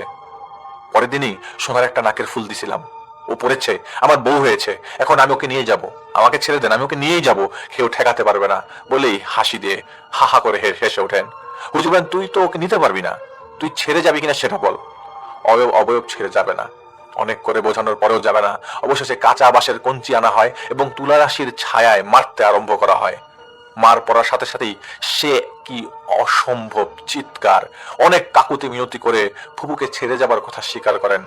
তখন হুজুর আর মারেন না এবং শর্ত দেন, এই বাড়ি থেকে মসজিদ যত দূর, চারিদিকে এই সীমানার ভেতর আসা যাবে না। এই রোগীকে তুই অনেক শাস্তি দিয়েছিস, এর মাসুল স্বরূপ রোগী মাটিতে থুতু ফেলবে, সেই থুতু মাটি থেকে চেটে খেতে হবে, রোগীর পা ধরে ক্ষমা চাইতে হবে। অবয়বটা মারের ভয়ে সব শর্তে রাজি হয় এবং হুজুরের দেয়া সব শর্ত পূরণ করেন। শেষে অবয়বটা একটা আবদার করে বসে, এক দরে কেনা 3টা গরু ভোগ স্বরূপ দিতে হবে, না হলে ছেড়ে তো যাবই না, উল্টো ফুপুর জীবন নিয়ে সংশয় করবে। হুজুর অনেক বুঝিয়ে বলেন, এরা গরিব, এত টাকা পাওয়া সম্ভব না, ঠিক আছে তুই আবদার করেছিস যখন, তোকে 3টা মুরগি দেওয়া হবে, এটা নিয়ে খুশি থাক। অনেক কষাকষির পর একটা মুরগি আর 2টো ছাগলে রাজি হয়। অবয়বের কথা মতো এক দরে কেনা একটা কালো মোরগ এবং 2টো কালো ছাগল রাত 12টার পর 3 রাস্তার মোড়ে বেঁধে রাখা আসা হয়। পরের দিন ধানি জমির ফাঁকা মাঠে চামড়ার কিছু অংশ আর হাড় পড়ে থাকতে দেখা যায়। ওই হুজুর ফুপুকে কিছু উপদেশ দেন, কিছু আমল দেন, বাড়ি বন্ধ করে দেন। এরপর থেকে আর কোনো সমস্যা দেখা যায়নি। আশ্চর্যের বিষয় হচ্ছে, ঘটনা চলাকালীন ওই অবয়বটি মাঝরাতে আগুনের গোলাকার রূপ নিয়ে আসা যাওয়া করত। প্রতিদিন সকালবেলায় কারো না কারোর মুখে শুনতাম আমরা, কৌতূহল জগৎ আমিও দেখব। আমি কি করতাম, মাঝরাতে জেগে টিনের বেড়ায় ফুটো দিয়ে চোখ লাগিয়ে দেখতাম ওই কদম গাছের নিচে কিছু দেখা যায় কিনা, কিন্তু আজ পর্যন্ত আমার চোখে কিছু পড়েনি। বড় চাচারও কোনো ক্ষতি হয়নি। আমি নিজেই একজন অগোছালো মানুষ, সাজিয়ে লিখতে না পারার জন্য আন্তরিকভাবে দুঃখিত। আমি মৃণাল কান্তি সেন, রংপুর থেকে বলছি। এই মুহূর্তে আমার সঙ্গে আছেন আপনাদের অত্যন্ত পছন্দের একজন মানুষ, যিনি হচ্ছেন আফনান ভাই। তাকে আমি বলেছিলাম এবং তিনি একটা ঘটনা পাঠিয়েও দিয়েছেন। তার সেই ঘটনাটি আমি এখন আপনাদের জন্য প্লে করছি, আশা করছি আপনাদের সবার ভালো লাগবে। চলুন শুনে আসছি আফনান ভাইয়ের ঘটনাটি। প্রিয় লিসেনার্স, আসসালামু আলাইকুম। আমি আফনান, আশা করি সবাই ভালো আছেন, সুস্থ আছেন। এখন যার ঘটনাটি আমি শেয়ার করব, উনি কিন্তু এর আগেও আমাদেরকে বেশ কয়েকটি ঘটনা দিয়েছিলেন এবং সেগুলো আমরা প্রচারও করেছি। ওনার নাম মাহিদ হোসেন শাহাদাত। ওনার বাড়ি খুলনার হাফিজনগরের সোনাডাঙ্গা এলাকায়। চলুন ঘটনায় চলে যাই। এই ঘটনাটি মূলত উনি সংগ্রহ করেছিলেন ওনারই কাছের এক ছোট ভাই, যার নাম হলো পারভেজ, তার কাছ থেকে। আর পারভেজকে যিনি ঘটনা দিয়েছিলেন, তার আপন বড় বোনের হাজবেন্ডের সাথে ঘটনাটি ঘটেছিল। আর পারভেজকে যিনি ঘটনাটি দিয়েছেন তার নাম হলো গালিব, মানে গালিব ভাই দুলা ভাইয়ের সাথে ঘটনাটি ঘটেছিল আর কি। এই গালিব ভাই দুলা ভাইয়ের নামটা আমরা সঙ্গত কারণে বলছি না, যেহেতু বিষয়টা বেশ স্পর্শকাতর হতে পারে, এজন্য। তো গালিব ভাই দুলা ভাইয়ের নিজ বাড়িটা ছিল ঢাকার সাভারে, আর ওনার ব্যবসা ছিল চিটাগাং শহরে। তো উনি চিটাগাং থেকে ব্যবসা বাণিজ্য করতেন, প্রতি মাসে 3-4 বার করে বাড়িতে আসা যাওয়া করতেন। ওনার নিজের একটা প্রাইভেট কার ছিল, উনি সবসময় নিজেই ড্রাইভ করে যাতায়াত করতেন।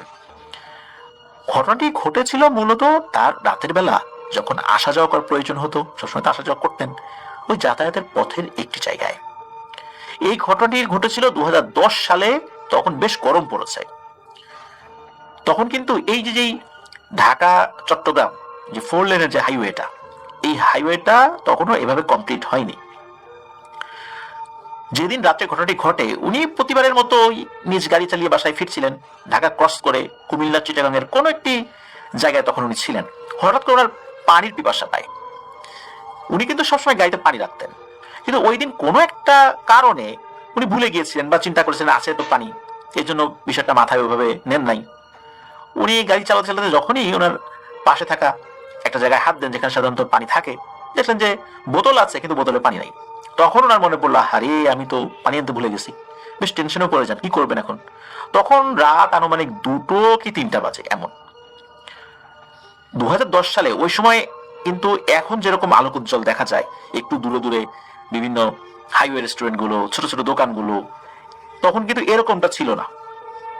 এরকম 4 লেনের রাস্তা তো তখন হয়নি। তখন দোকানপাট যা দেখা যেত খুবই কম দেখা যেত। অনেক দূরে দূরে দু একটা চায়ের দোকান দেখা যেত। অনেক দূরে দূরে নির্দিষ্ট জায়গায় শুধু হাইওয়ে রেস্টুরেন্ট গুলো ছিল।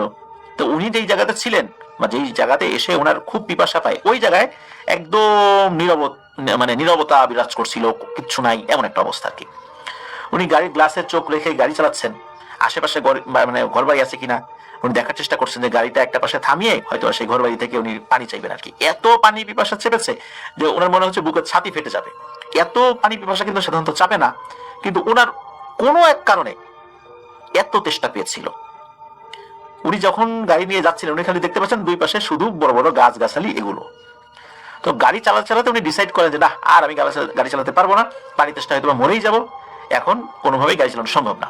উনি ডিসাইড করেন যে উনি গাড়ি থেকে নামবেন, দেখবেন আশেপাশে পুকুর বা পানির কোনো উৎস পাওয়া যায় কিনা। উনি আবার দেখার চেষ্টা করছেন আশেপাশে যদি কোনো মসজিদ পাওয়া যায়, তো মসজিদও তো কল থাকে, সেখান থেকে পানি নিতে পারবেন। কিন্তু না, এমন কিছুই উনি দেখতে পাচ্ছিলেন না।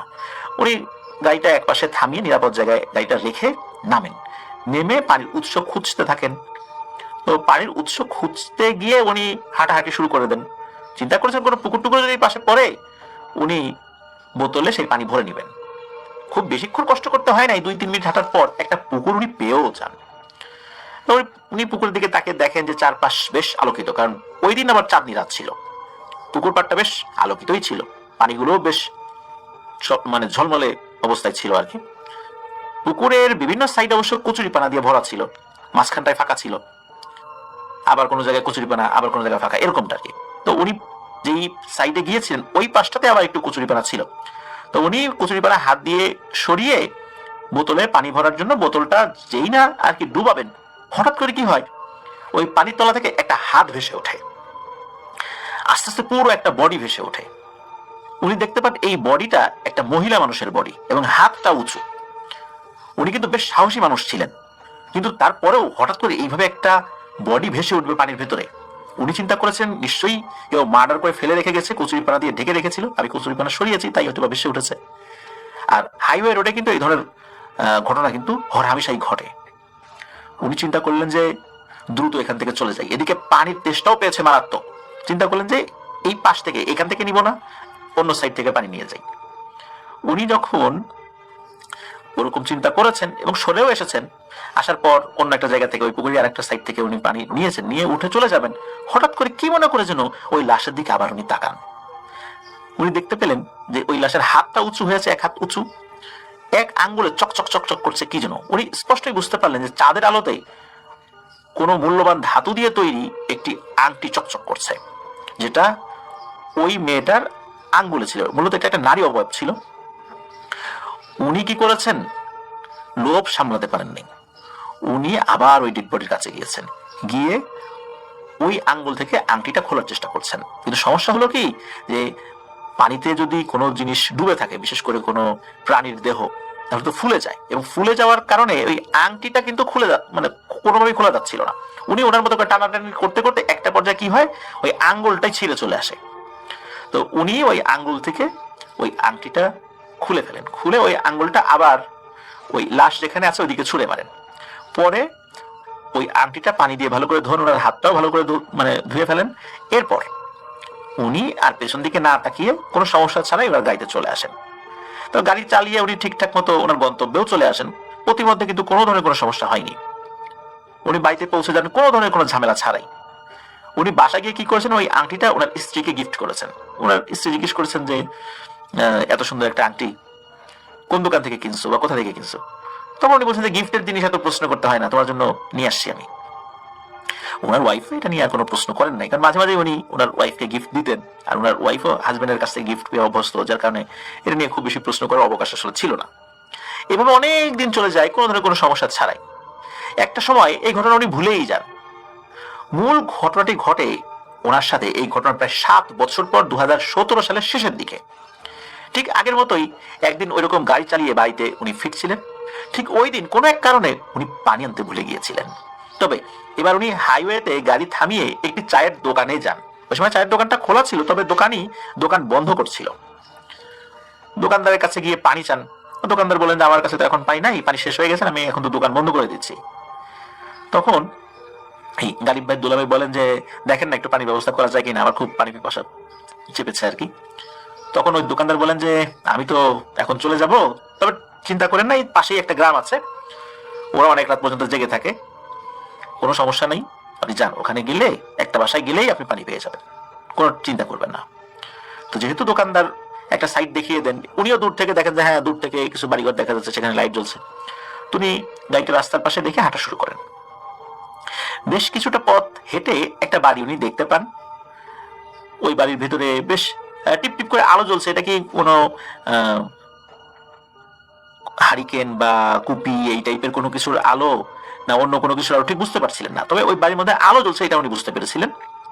ঘরের জানালা খোলা ছিল, ওই জানালার ভিতরে আলো রয়েছে, আলোটা মনে হচ্ছে একবার একটু কমে যাচ্ছে আবার বাড়ছে, এরকমটা মনে হচ্ছে।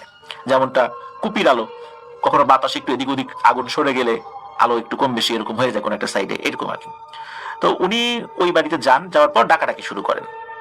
বাড়ির দরজায় বেশ কয়েকবার নক করেন। ডাকাডাকির এক পর্যায়ে একজন মহিলা দরজা খুলে দেন। তো মহিলাকে উনি সালাম দেন। এরপরে এই গালিব ভাই দুলা ভাই বলেন যে আমাকে একটু পানি দিতে পারবেন, আমার খুব পানি পিপাসা চেপেছে, আর আমার এই বোতলটা একটু ভরে দিবেন প্লিজ। উনি একটা বোতলও নিয়ে এসেছিলেন। তো ওই মহিলা বলেন আপনি একটু দাঁড়ান, আমি পানি নিয়ে আসি। বেশ স্বাভাবিক কণ্ঠস্বর ওই মহিলার। তো অল্প কয়েক মিনিটের মধ্যেই ওই মহিলা একটা গ্লাসে করে পানি নিয়ে আসেন। উনি তৃপ্তি করে সে পানি খানো। যখন ওনার হাতের বোতলটা ওই মহিলার কাছে দিবেন যে এটা একটু আমাকে ভরে দিবেন, কারণ যেহেতু অনেকটা পথ এখনো যেতে হবে, আবার পানি তেষ্টা পেতে পারে, তখন ওই মহিলার দিকে উনি তাকিয়েছেন একটু ভালো করে। বিশেষ করে গ্লাসটা যখন মহিলার হাতে দিয়েছেন উনি খেয়াল করেন যে ওই মহিলার একটা আঙ্গুল মনে হয় নাই। এরপর ওই মহিলার মুখের দিকে উনি তাকান। তখন উনি দেখতে পান যে এই মহিলার মাথায় এখন ঘোমটা নাই, আর এই মহিলার চেহারাটা এখন বিকৃত হয়ে গেছে, ভয়ঙ্কর চেহারা হয়ে যাচ্ছে। মনে হচ্ছে মুখের চামড়াগুলো খুলে খুলে পড়ছে, পোড়া মুখ, এরকম একটা অবস্থা, চোখ দুটো ভয়ঙ্কর রকমের লাল।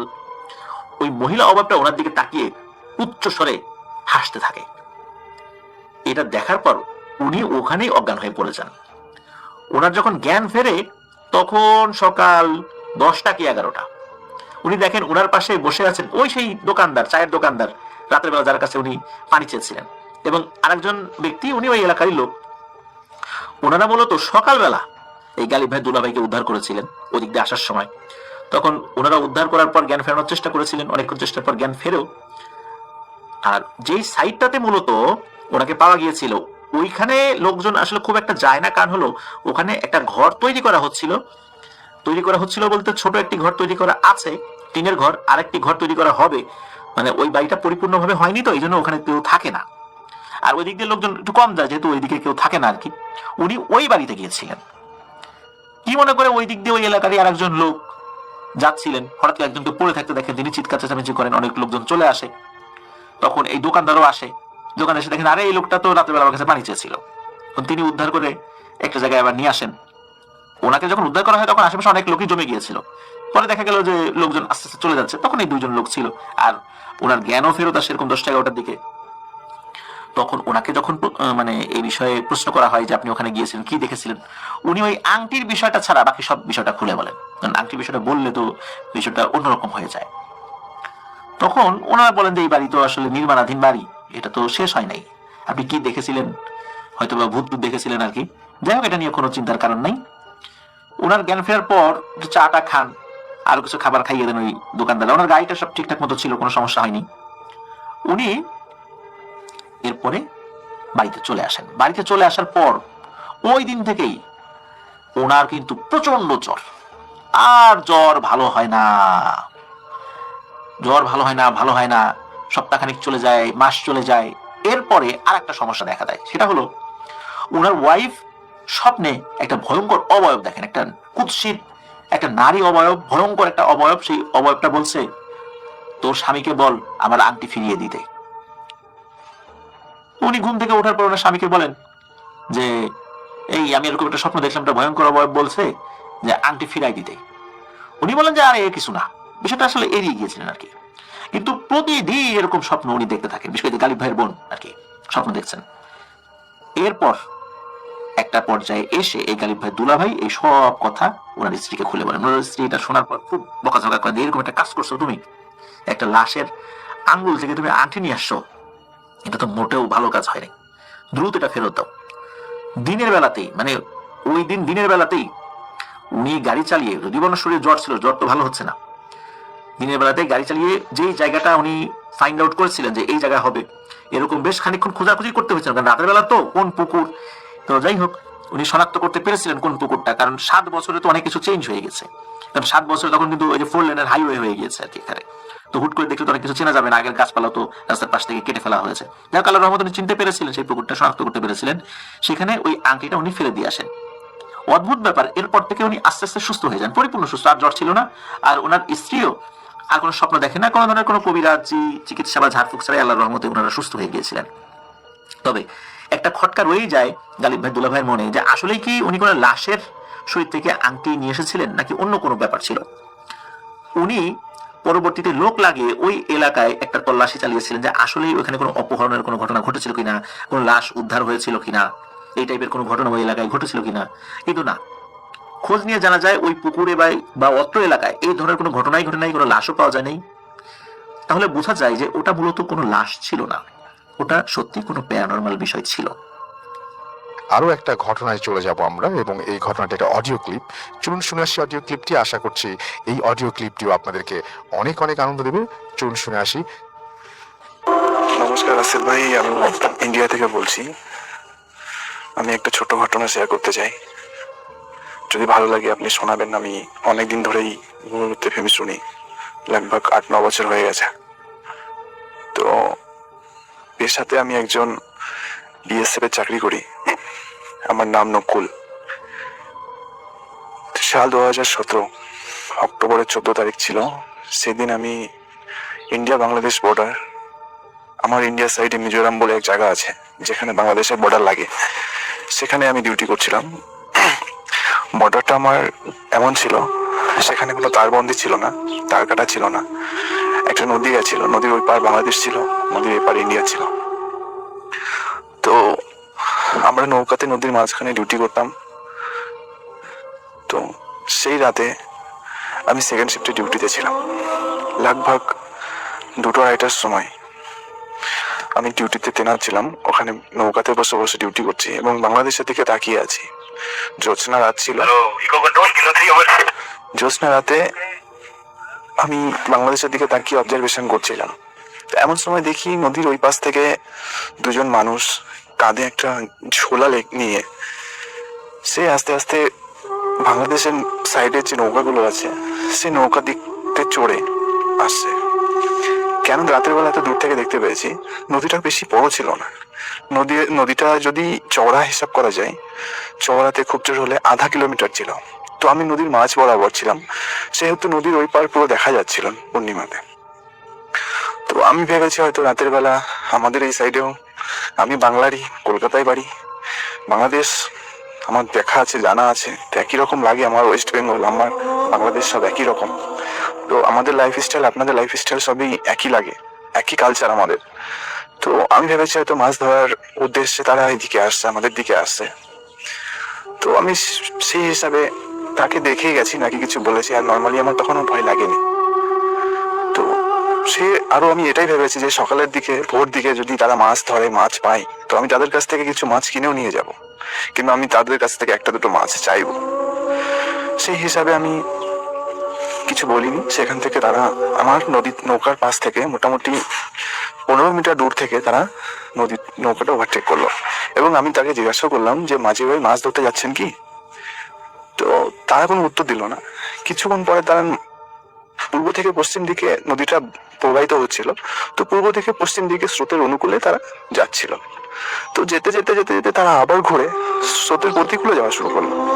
প্রতিকূলে যখন যাওয়া শুরু করছে তখনই আমার সন্দেহ হচ্ছে নদীর স্রোতের বিপরীত সাইডে যখন নৌকাটা চলে তো প্রচুর পরিমাণে নৌকাটার বাধা পড়ে, বৈঠাটা বেশি জোরে বইতে হয় এবং নৌকাটা স্লোলি চলে, আস্তে আস্তে ধীরে ধীরে চলে।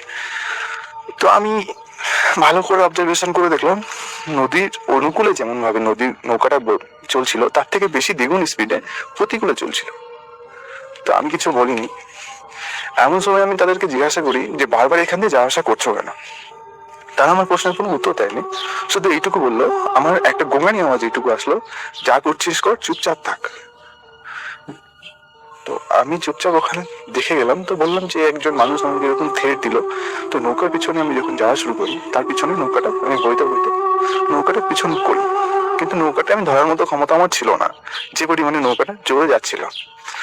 এমন সময় নৌকাটা ঘুরে আমার নৌকার দিকে ধাক্কা মারার জন্য চেষ্টা করেছে।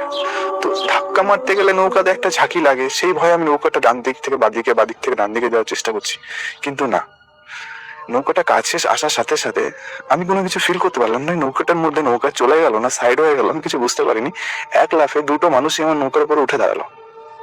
নৌকা যখনই আমার নৌকার উপরে যখনই লাফিয়ে এসছে তো আমি সঙ্গে সঙ্গে টর্চ মেরেছি।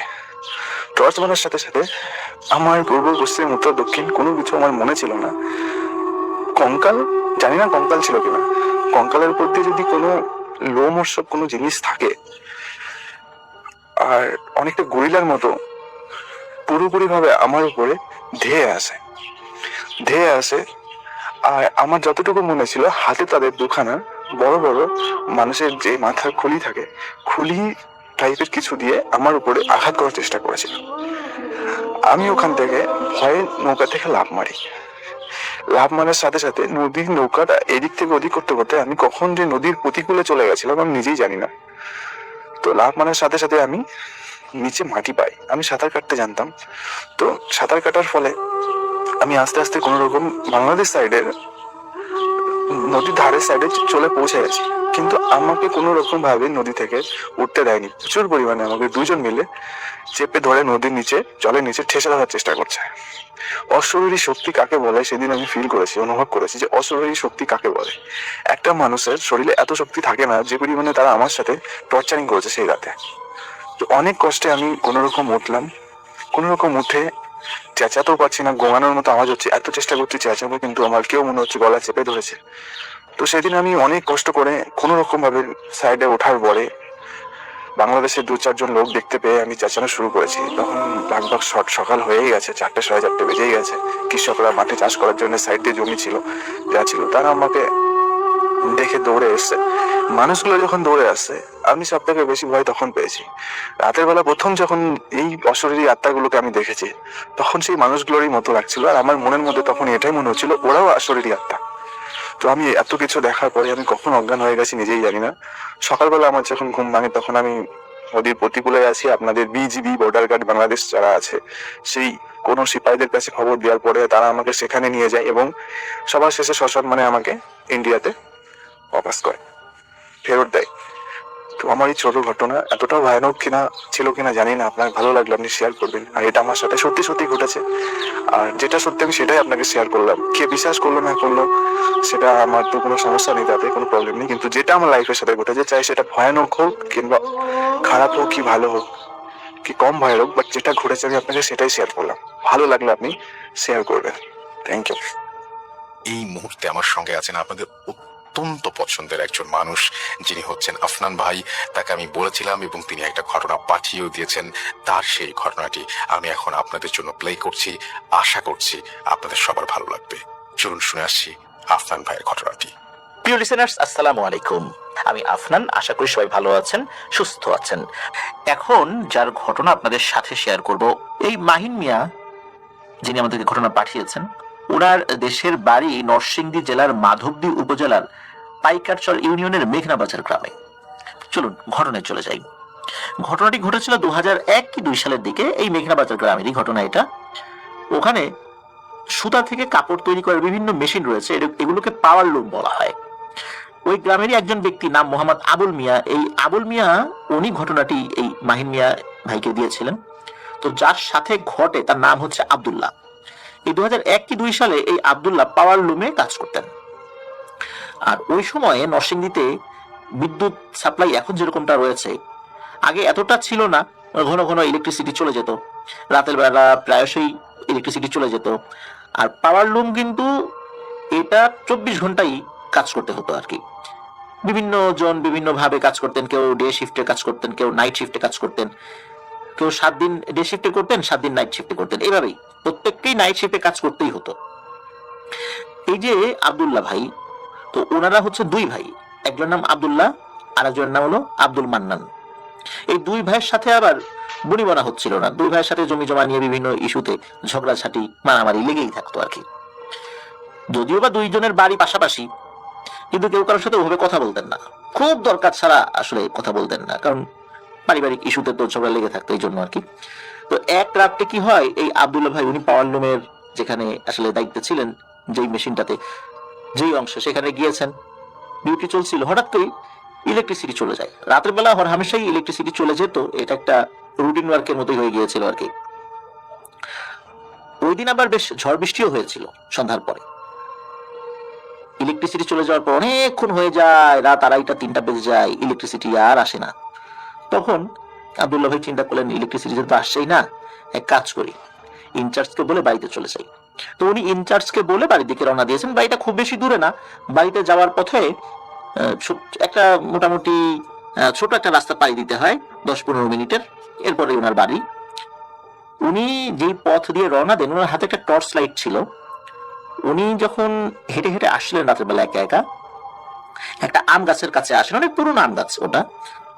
ওনার কাছে মনে হলো যে ওই আম গাছটা নড়ছে। প্রচন্ড ঝড় হলে কোন একটা গাছ যেভাবে দুলতে থাকে ঠিক ওভাবেই নড়ছে, আশেপাশের কোনো গাছ নড়াচড়া করছে না। মানে মনে হচ্ছে যে ওই ডালেই বা ওই গাছেই যত সমস্যা, অন্য সব গাছ একদম ঠিকঠাক। সন্ধ্যার পরে ঝড় বৃষ্টি হলেও এখন কিন্তু কোনো ঝড় বৃষ্টি নাই এবং বাতাসও নাই, তারপর ওই গাছটা ওরকম হচ্ছে। ওনার হাতে টর্চ লাইট ছিল, উনি কি করেছেন, ওই টর্চ লাইটটা ওই গাছের দিকে মেরেছেন, গাছের উপরের দিকে মেরেছেন, বিভিন্ন ডালে টালে মেরেছেন, যে কেন এরকমটা হচ্ছে। উনি মারার পরেও দেখলেন গাছ ওরকমই হচ্ছে, নড়াচড়া করছে, বেশ ভালো নড়াচড়া করছে। তো উনি আর ওইখানে দেরি না করে চলে আসেন, বুঝতে পারেন নাই যে আসলে কি সমস্যা। এর 2-3 দিন পর আবারও একই ঘটনা রাতের বেলা, তখন রাত আনুমানিক 3:30টার মতো বাজে, ইলেকট্রিসিটি চলে যায়। তো উনি তখন ইনচার্জকে বলে বাড়ির দিকে রওনা দিয়েছেন। উনি যখন হেঁটে হেঁটে আসছেন একা একা, তখন কিন্তু হাতে টর্চ লাইট ছিল। ওই আম গাছের কাছে যখন এসেছেন, তখন দেখেন একই অবস্থা, সব গাছ ঠিকঠাক, ওই আম গাছটা নড়াচড়া করছে। এইবার উনি আবারও ওই আম গাছের দিকে টর্চ লাইট মেরেছেন, বিভিন্ন ডালে মেরেছেন, নিচ দিকে মেরেছেন, উনি কিছুই দেখতে পান না, কোনো অবয়ব দেখতে পান না। এরপর উনি হঠাৎ করে দেখতে পান যে ওনার টর্চ লাইটটা আর জ্বলছে না। টর্চ লাইটটা কোনোভাবে উনি জ্বালাতে পারছেন না, নিভে গেছে। মনে হচ্ছে ভিতরে কোনো যান্ত্রিক ত্রুটি হয়েছে হঠাৎ করে, অথচ এটা ভালোই ছিল, হঠাৎ করে এরকমটা হয়েছে। এইটা দেখার পর উনি দ্রুত ওখান থেকে চলে আসার জন্য যখনই পা চালানো শুরু করেছেন, এরপর উনি ফিল করেন কে যেন ওনার 2 হাত খপ করে ধরে ফেলেছে এবং ওনাকে শূন্যে তুলে ফেলেছে। উনি কাউকে দেখতে পাচ্ছেন না কিন্তু, এবং শূন্যে যখন তুলে ফেলেছে, তখন উনি শূন্যে ওঠার পর ওনাদের যে গ্রাম, সেই গ্রামের কিছু ঘর বাড়ি, এমনকি ওনার যে ঘর বাড়ি, এইটা উনি দেখতে পেয়েছেন। মানে এতটা উঁচুতে উনি উঠে গেছেন। ওনাকে আস্তে আস্তে আর একটা দিকে সরিয়ে নিয়ে যাচ্ছে। ওরা 2 হাত চেপে ধরে রেখেছে। আমাদের 2 হাতের যেই কোনই বা কোনই থেকে উপরের অংশ, কাঁধ, মনে হচ্ছে এই 2 কাঁধের 2 জায়গায় কেউ খপ করে ধরে উঁচু করে উড়িয়ে নিয়ে যাচ্ছে। ওনার বাড়ির কাছাকাছি একটা বড় বাঁশঝাড়ও ছিল। বাঁশঝাড়ের বেশ লম্বা লম্বা বাঁশ, অনেক লম্বা বাঁশ মানে খাড়া হয়েছিল। এর মধ্যে ওনার পায়ের সাথে একটা বাঁশের খাড়া অংশ সজোরে আঘাত লাগে, উনি বেশ ব্যথাও পান। কিন্তু কারা তাকে ধরে নিয়ে যাচ্ছে, কারা উঁচু করে উড়িয়ে নিয়ে যাচ্ছে, এটা উনি দেখতে পাচ্ছিলেন না। কিছুক্ষণ পরে দেখতে পেলেন যে উনি আস্তে আস্তে নিচে নেমে আসছেন। মোটামুটি 5 থেকে 7 হাত মাটি থেকে উপরে থাকতেই ধপাস করে ওনার হাত ছেড়ে দেয় এবং উনি একটা ক্ষেতের মধ্যে গিয়ে পড়েন। উনি বুঝতে পারেন এটা একটা মরিচের ক্ষেত। এরপরে উনি দেখতে পান 40 থেকে 50টার মতো অবয়ব, মানুষের মতোই অবয়ব, তবে বেশ লম্বা লম্বা, চিকন চিকন। চেহারা বোঝা যাচ্ছে না, হাত পা বোঝা যাচ্ছে, এগুলো চারদিক থেকে চলে এসেছে। আর একটা অবয়ব এসে ওনার পিঠে সজোরে মেরেছে এক লাথি।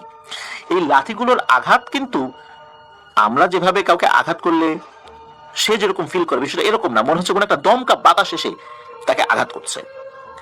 যখনই এরকম একটা আঘাত এসে লাগে, সে উড়ে গিয়ে আরেকটা জায়গায় পড়ে। আর একটা অবয়ব আবার লাথি মারে, সে উড়ে গিয়ে আরেকটা জায়গায় পড়ে। মনে হচ্ছে সে একটা ফুটবল, আর এরা হচ্ছে প্লেয়ার। ফুটবলকে নিয়ে তারা ইচ্ছা মতো খেলাধুলা করছে। এইভাবে দীর্ঘ সময় চলতে থাকে। এরপর ওনার কোনো জ্ঞান ছিল না, কিছুক্ষণ পরে উনি তো জ্ঞান হারিয়ে ফেলেন।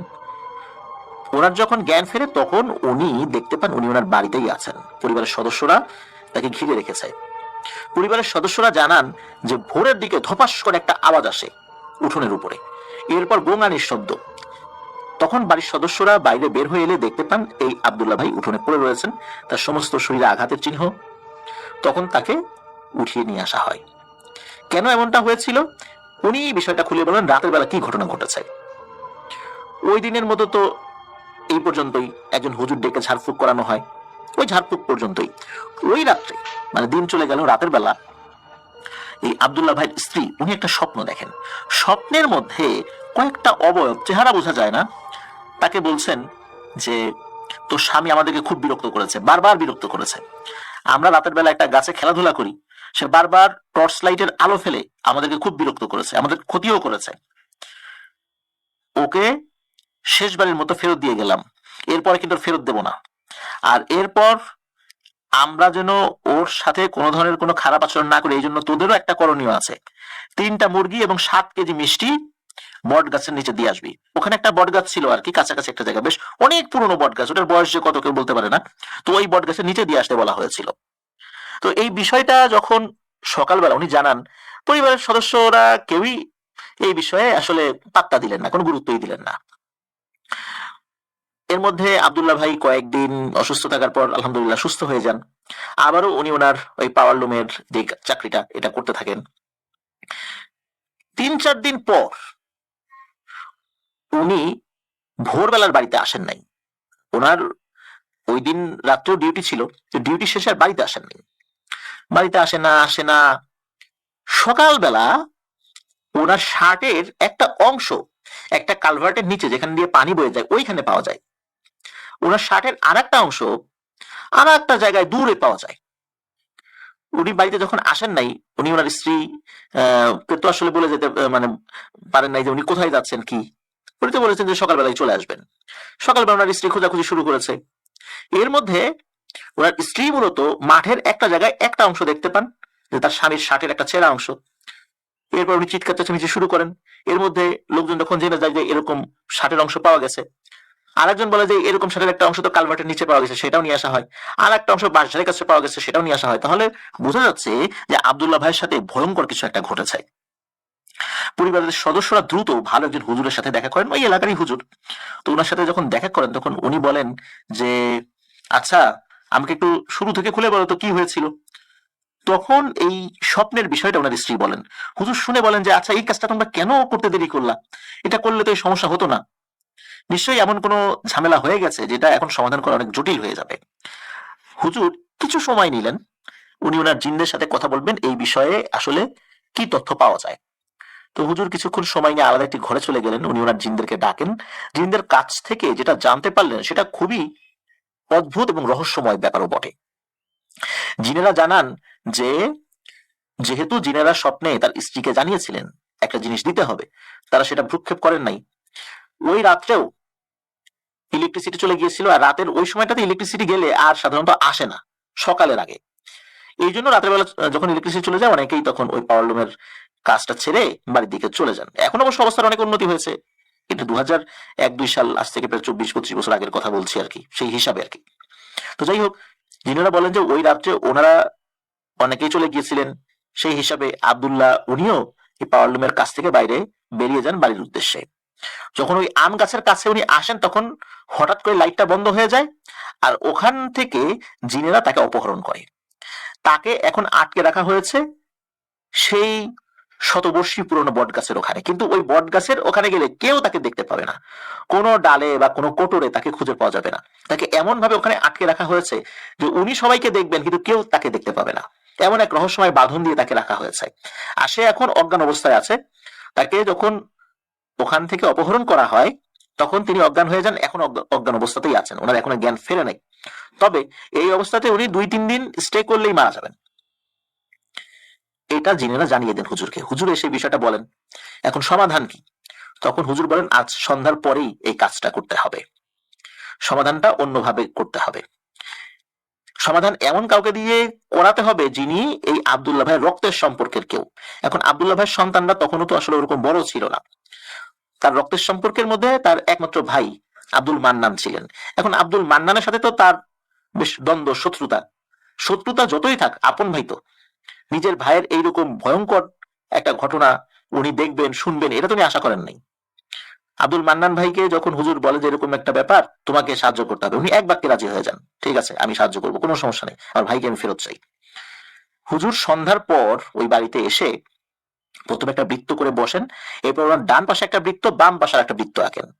ওনার ডান পাশের বৃত্তের মধ্যে এই আব্দুল মান্নান ভাইকে বসতে বলেন, বাম পাশের বৃত্ত ফাঁকাই থাকে। এরপর উনি ওনার মতো করে রুকিয়া শুরু করতে থাকেন।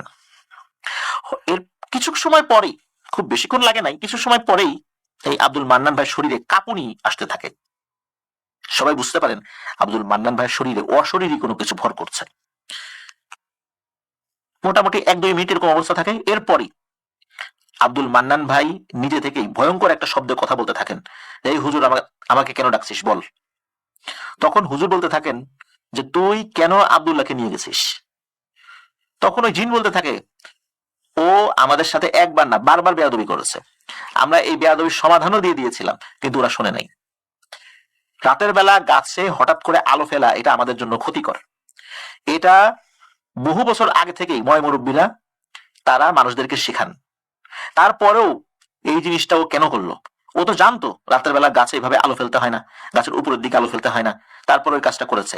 একবার না 2বার করেছে। 2বার করার পর ওকে জানে মারি নাই, আমরা ওকে ফেরত দিয়ে গেছিলাম। তারপর একটা শর্ত দিয়েছিলাম, সেটাও পূরণ করে নাই। এই কারণেই মূলত পরবর্তী সময়ে তাকে আমরা মওকা মতো পেয়ে তুলে নিয়ে গেছি, ওকে ফেরত দেবো না, ওকে মেরেই ফেলবো। এই কথা বলার পরপরই ওই জিনটা এই মান্নান ভাইয়ের শরীর ছেড়ে বেরিয়ে চলে যায়। তখন হুজুর ওই আব্দুল্লাহ ভাই এবং মান্নান ভাইয়ের পরিবারকে বলতে থাকেন যে বিষয়টা এইভাবে সমাধান হবে না, আমি আজকেই একটা ব্যবস্থা করছি। হুজুর কি করেছেন? হুজুর একটা লাঠি দিয়েছেন, যে লাঠির মাথায় লোহা জাতীয় কোনো একটা জিনিস বাঁধা রয়েছে। এটা ওই মান্নান ভাইকে দেন। মান্নান ভাইকে দিয়ে বলেন যে তোমাকে আমি একটা মোমবাতি দিচ্ছি, এটা জ্বালিয়ে তুমি হাঁটতে হাঁটতে ওই বট গাছের কাছে চলে যাবা একা একা, আর এই লাঠিটা সাথে নিয়ে যাবা। মোমবাতিটা ওই বট গাছের শিকড়ের কাছে রেখে একটা শিকড় কেটে ফেলবা এবং ওই শিকড়টা তুমি নিয়ে আসবা। এই বুদ্ধিটা উনি দেন। তবে ওনার শরীরের উপর যেহেতু জিন পজেসড হয়েছিল আর কি, যার কারণে ওনার শরীরটা দুর্বল ছিল, উনি ওই রাতে এই কাজটি করতে পারবেন না, ওরকম তার শারীরিক অবস্থা ছিল না। পরের দিন করবেন বলে সিদ্ধান্ত নেওয়া হয়। তো সত্যি পরের দিন সন্ধ্যাও না, বেশ রাত্রেই, রাত 11টা-12টার দিকে, যেহেতু একা একা যেতে হবে আর গভীর রাতে যেতে হবে, ঠিক হুজুর আগের রাত্রের মতো ওই যে প্রসেসটা বলেছেন সেই প্রসেস অনুযায়ী আব্দুল মান্নান ভাই যেতে থাকেন। মূলত এই প্রসেসটা ওই হুজুরের জিনেরা শিখিয়ে দিয়েছিলেন যাতে করে খুব সহজেই আব্দুল্লাহ ভাইকে উদ্ধার করা যায়। তো ওই রাত্রে আব্দুল মান্নান ভাই উনি হাতে ওই লাঠিটা নিয়ে আর একটা ধারালো দা নিয়ে আর মোমবাতি নিয়ে চলে যান ওই বট গাছের কাছে। বট গাছের কাছে উনি স্বাভাবিকভাবেই যান, সেখানে গিয়ে মোমবাতিটা উনি ধরিয়েছেন। ধরানোর পর যখনই হাতে থাকা দা দিয়ে উনি বট গাছের শেকড়ে আঘাত করেছেন, তখনই দেখতে পান যে ওই শেকড় থেকে রক্ত বের হচ্ছে। যতবার কোপ দেন মনে হচ্ছে বট গাছের উপর থেকে কোন একটা কাক বা কোন একটা কালো রঙের পাখি মরে নিচে পড়ে। উনি এটা দেখছিলেন, তারপর উনি কাটছেন, সমানে কাটছেন, অল্প সময়ের মধ্যে উনি কেটে ফেলেন। কেটে ফেলে যখনই উনি ওই শেকড়টা হাতে নিয়ে রওনা দিয়েছেন, তখনই পেছন থেকে ভয়ঙ্কর কণ্ঠে কেউ ডাকে, হে আব্দুল মান্নান, আমাদেরকে মেরে তুই তোর ভাইকে বাঁচাবি?